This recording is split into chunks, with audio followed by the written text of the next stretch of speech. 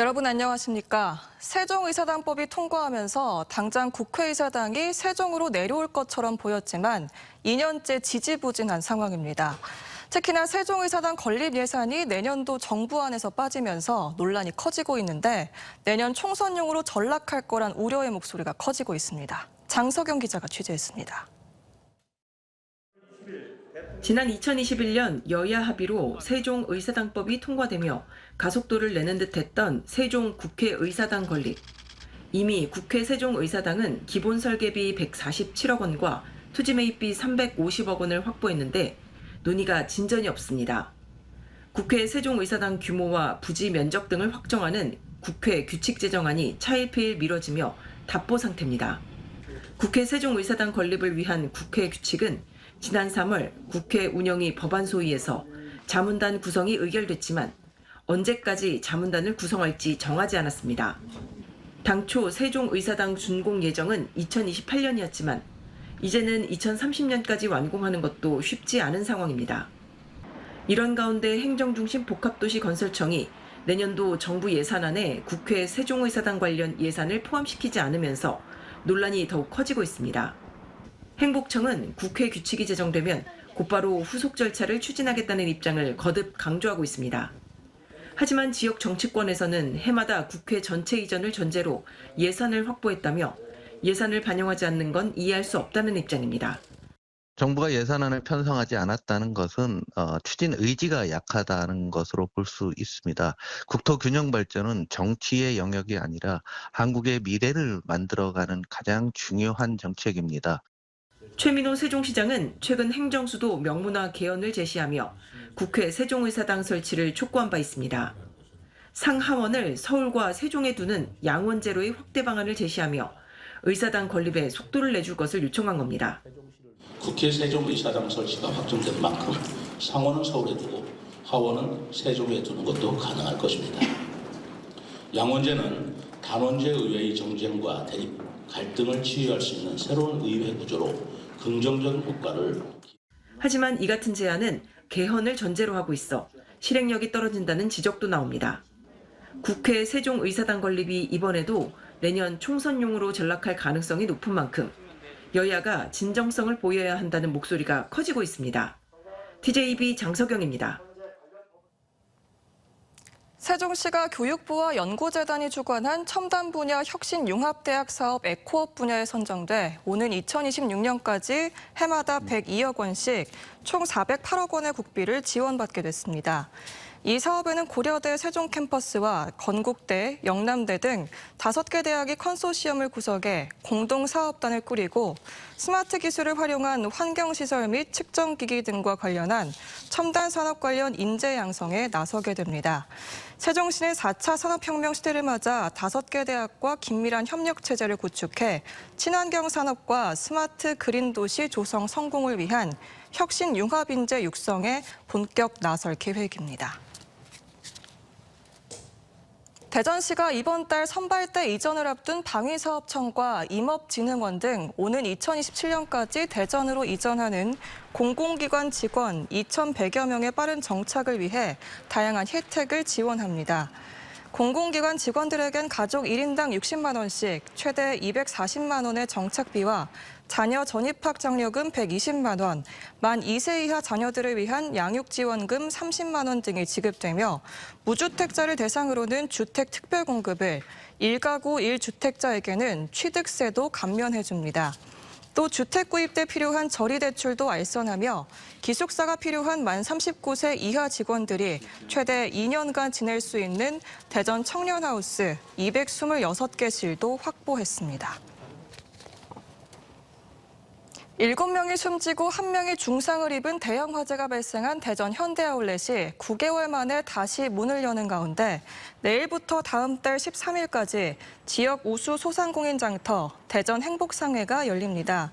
대전 행복상회는 소상공인 시장진흥공단, 신사업 창업사관학교 과정을 이수한 업체와 백년 소상공인, 협동조합 등 18곳이 참여해 제품을 홍보, 판매하는 공간으로 실시간 소통 판매를 지원하고 친환경 소비 촉진을 위한 쓰레기 무배출 이벤트도 진행됩니다. 지난해 9월 화재가 발생한 대전 현대아울렛은 내일부터 지상층을 임시 개장하며 공사가 진행 중인 지하층까지의 완전 개장은 최소 2달이 더 걸릴 전망입니다. 전임 시장의 역점 사업이었던 도서관 건립을 놓고 요즘 서산시가 시끄럽습니다. 현 시장이 도서관의 위치가 부적절하다며 건립을 재검토하고 있기 때문인데요. 정치적인 공방도 오가고 있는데 만약 건립이 무산되면 이미 확보된 수십억 원의 예산을 반납하게 됩니다. 강진원 기자입니다.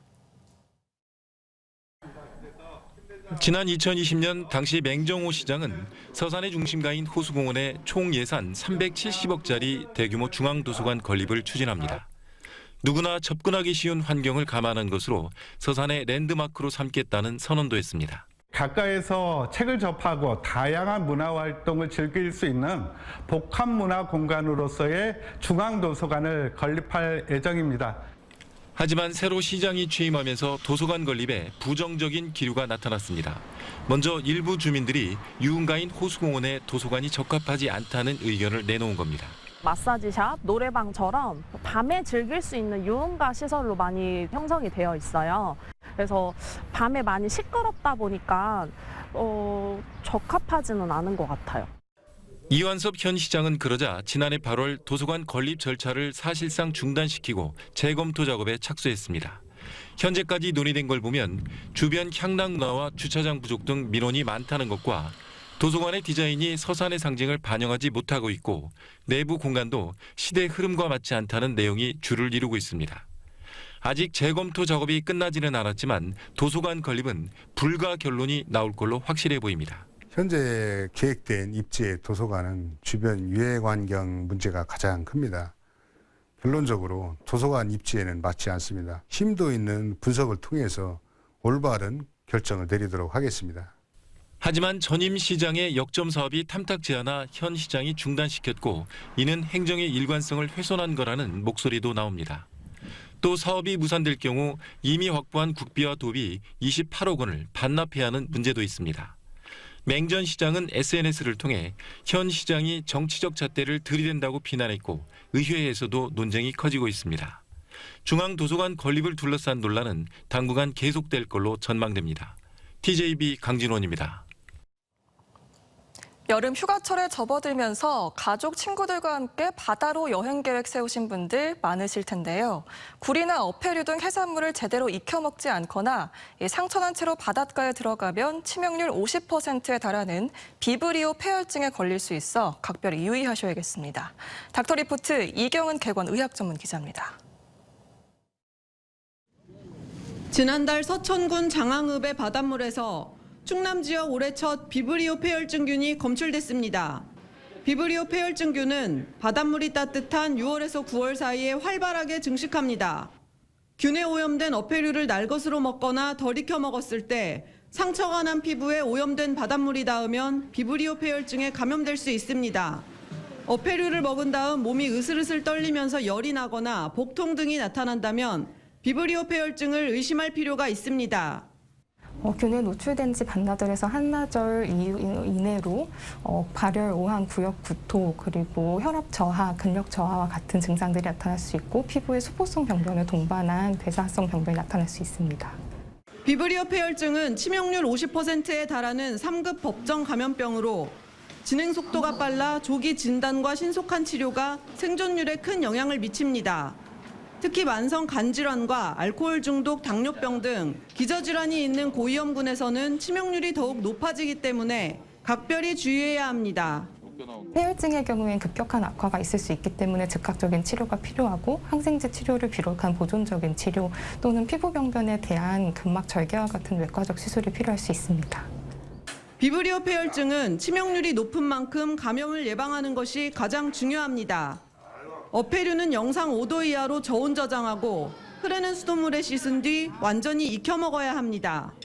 또 어패류를 만질 때는 장갑을 착용하고 요리한 도마와 칼도 반드시 소독해야 합니다.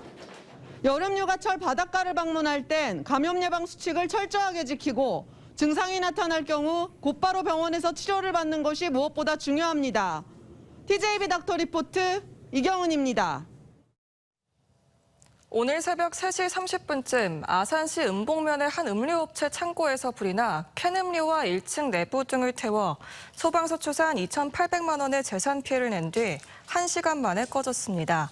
경찰과 소방당국은 창고 내 분전반 전기 결함으로 불이 난 것으로 보고 정확한 화재 원인을 조사하고 있습니다. 또 오늘 새벽 0시쯤 계룡시 금암동의 한 카페에서 불이 나 내부 43제곱미터를 태우고 2,300만 원 상당의 재산 피해를 낸 뒤 10분 만에 꺼졌습니다. 화재 당시 내부에는 사람이 없어 다행히 인명피해는 발생하지 않았습니다. 전국에서 공동주택 거주 비율이 가장 높은 도시인 세종시에서 공동주택 화재를 체계적이고 효과적으로 예방하기 위한 조례안이 최근 시의회 교육안전위원회 심사를 통과했습니다. 조례안에는 주민 안전문화 의식을 높이기 위한 소방안전교육, 훈련, 캠페인 추진과 더불어 화재 예방과 안전관리에 필요한 행동요령 개발과 보급, 재난 상황 발생 시 신속한 피난과 함께 인명구조를 위한 공용시설 내 피난, 안전시설 설치와 보수 등의 내용이 담겼습니다. 해당 조례안은 오는 15일 열리는 시의회 본회의 의결을 거쳐 공포될 예정입니다.